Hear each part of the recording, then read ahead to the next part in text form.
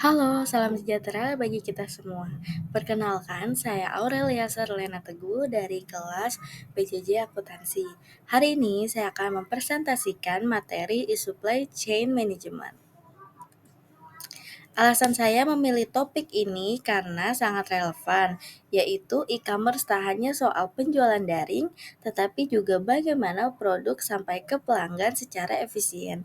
Disinilah e-supply chain memainkan peran pentingnya.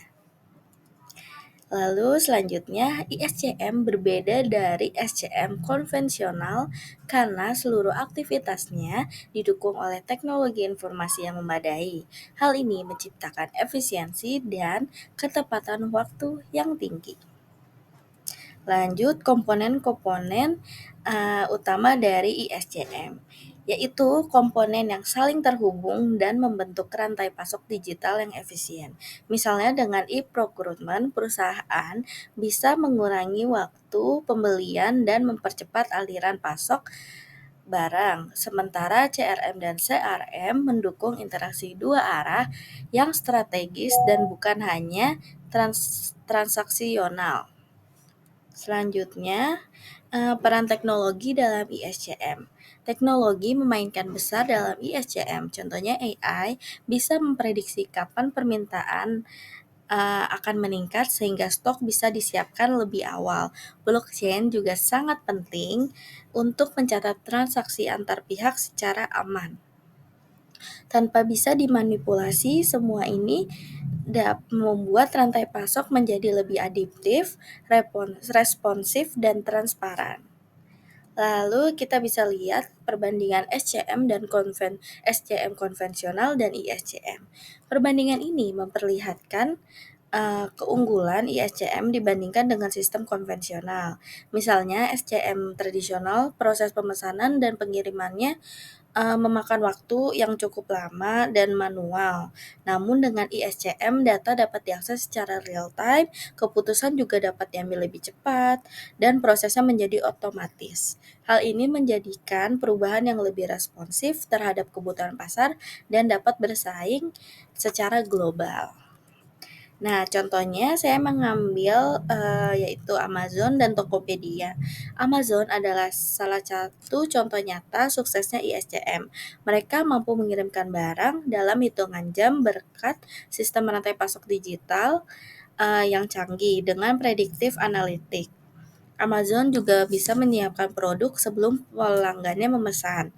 Lalu di Indonesia juga ada contohnya yaitu Tokopedia yang memanfaatkan bekerja sama dengan mitra logistik lokal dan memfasilitasi UMKM agar bisa bersaing di pasar nasional. Dan juga sistemnya yang real time sehingga membuat peningkatan kepercayaan pelanggan. Lalu selanjutnya ada manfaat dan tantangan yang kita harus hadapi dalam ISCM. Manfaat utama dari ISCM sangat signifikan, tidak hanya menurunkan biaya tetapi juga meningkatkan kecepatan akurasi pengiriman dan kepuasan pelanggan. Ini penting dalam e-commerce yang sangat kompetitif.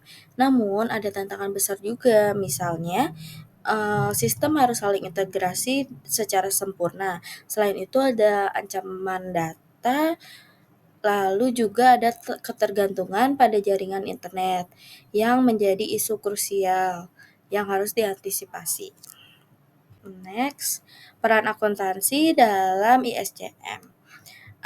Dipahami bahwa kita perlu memahami bahwa berperan dalam pemantauan biaya supply chain, mendukung pengambilan keputusan berdasarkan data, keuangan, dan menjaga integritas sistem melalui digital.